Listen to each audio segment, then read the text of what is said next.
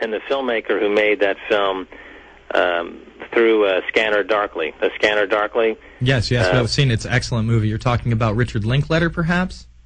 He works with Richard Linklater. Maybe Tommy Pilata. Pilata, right, yes. And the movie Waking Life. Mm-hmm. He just contacted me, and he is very excited by this project and wants to now work on getting another project out there using this system. And I know Alex was actually in both of those movies, if I'm not mistaken. Yeah, he was in both those movies. We're going to come back. We're going to talk about PirateMyFilm.com. Yeah, Tommy Pilata, very talented guy, in both of those movies with some heavy messages. And this sounds like a great project, Max, because we do need to distribute this with the only way that we can, the Internet. I mean, that's how we reach a massive audience. We'll be back after this. It's the InfoWarrior with Jason Bermas, PrisonPlanet.tv, Infowars.com.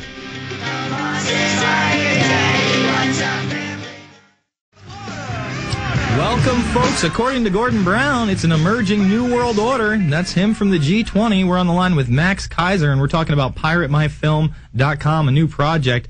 You said that Tommy Pilata contacted you. What projects is he looking to do? Apparently he was at the South by Southwest Festival, which is down in your neck of the woods, I believe. Yes, it was.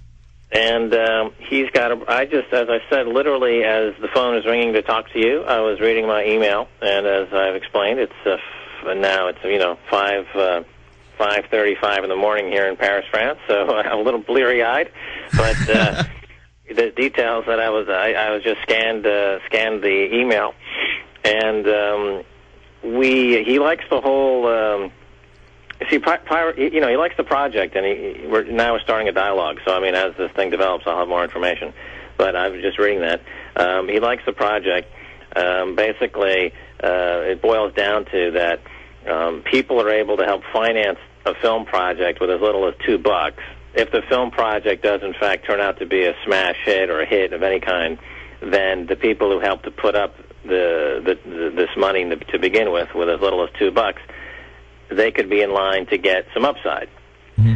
So, usually films don't make any money at all. But if it is a film like Blair Witch Project or Loose Change, for example, and it becomes a runaway smash hit, then everybody ends up, participating in the creation of that project. See, one of the problems with copyright law right now is that all the profits constantly go to a very small group of oligarchs and copyright cartel, as I call it, and the people who are supporting the film and the people who are going out there and seeing the films, they don't get any financial upside.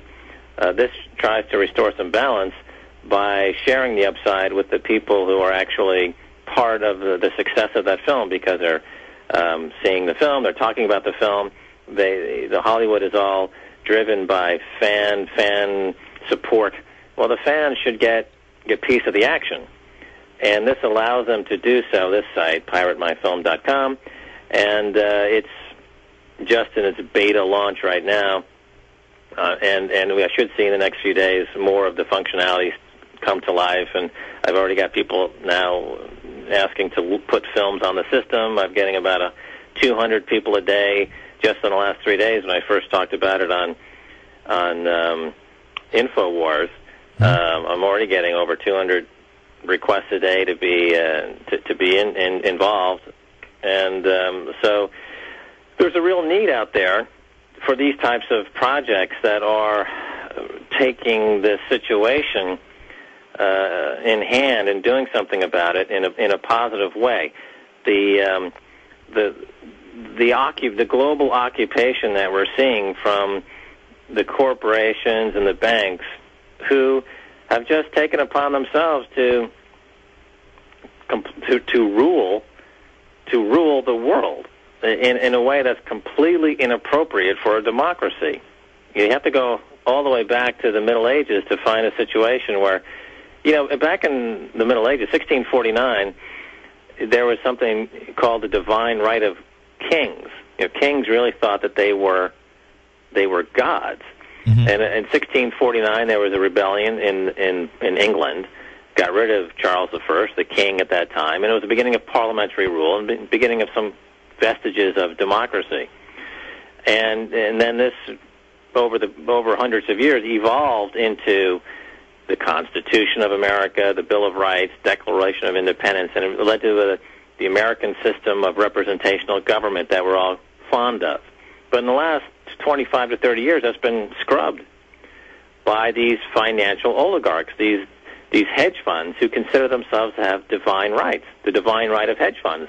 Then not only are they above the law, but they literally think of themselves as gods who can crush people without any thought about it. It's just America right now, Jason, America is experiencing what other countries have experienced over the past 20, 25 years with this notion of these fund managers that they are godlike. You know, in other countries, in Latin America, in Asia, economies have been crushed for the convenience of hedge funds, and people have been put out into the street. You know, the IMF has gone into places like Argentina and destroyed economies. And people have ended up having banks closed, having no money, on the street, poverty-stricken, and starving to death because of this notion that of the IMF and these hedge funds that they are gods and they can do whatever they want. Now this is visiting America. Now in America, the IMF is taking over, basically, the banking system, and they are foreclosing on millions of people, and people are out in the street, and they're experiencing what people around the world have been experiencing since the 1980s, when Citibank was down in Latin America, completely destroying that economy. And so this is a chance to, how do we fight back against this? And my feeling is that there's a way to do it without resorting to violence. And I think throughout history we've seen examples of some success with that. Certainly in the civil rights movement in America was a passive resistance, nonviolent way to push back against the Jim Crow laws, to push back against discrimination.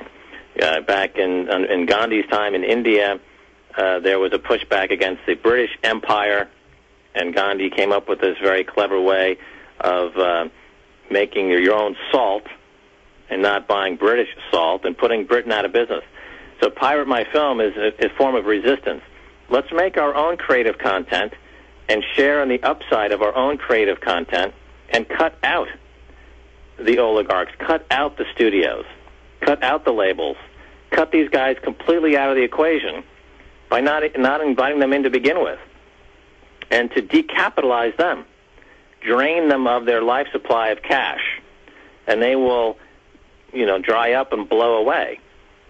And these are the kind of things that we need to do to restore some balance to society and to restore some democratic notions and to restore some of the public domain that's been stolen from us by these, the corporations. And let me just, if I might, talk about this idea of personal responsibility, because this is something you hear a lot in relation to the foreclosure crisis.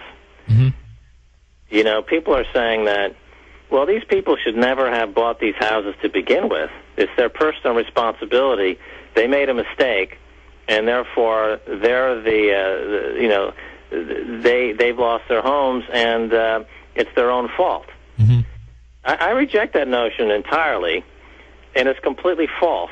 And anyone who puts that argument forth really is not telling the full story, because the fact is that when a bank makes a loan of, let's say, $500,000 to somebody in the form of a mortgage, the bank immediately sells that loan off into the global loan business, the global loan market. They don't hold that risk on their books. So the bank knows that when they make that loan, that they have no risk in making that loan. The homeowner, of course, absorbs the entire risk of having borrowed that money. But the bank doesn't have any risk at all. Not only does the bank not have any risk, but the banks have been engaged over the past 20 years in the successful lobbying of Washington to absolve themselves of not only having no risk, but they don't even have any reserves in these banks. In other words, 25 years ago, if you made a $500,000 loan, a bank would have to keep at least, let's say, $50,000 on their books. Yeah, the 10%. As a reserve. Mm-hmm. It's called the fractional reserve model. Mm-hmm. If you give a bank $100, the bank can turn around and lend $1,000. They only have to keep that 100 on their books. Right? Yeah, they only have to keep 10%. Pretty well understood. Yeah, they only have to keep 10%, and then the Federal Reserve only has to keep 10% of that, as far as I know, and they can loan out even more. Correct? Right. So what's happened in the last 25 years is that $500,000 loan, which maybe they had to keep $50,000, because of the laws that have been passed under the Bush era and under the Clinton era, they went from having to keep $50,000 down to $5,000, down to $50, down to the current era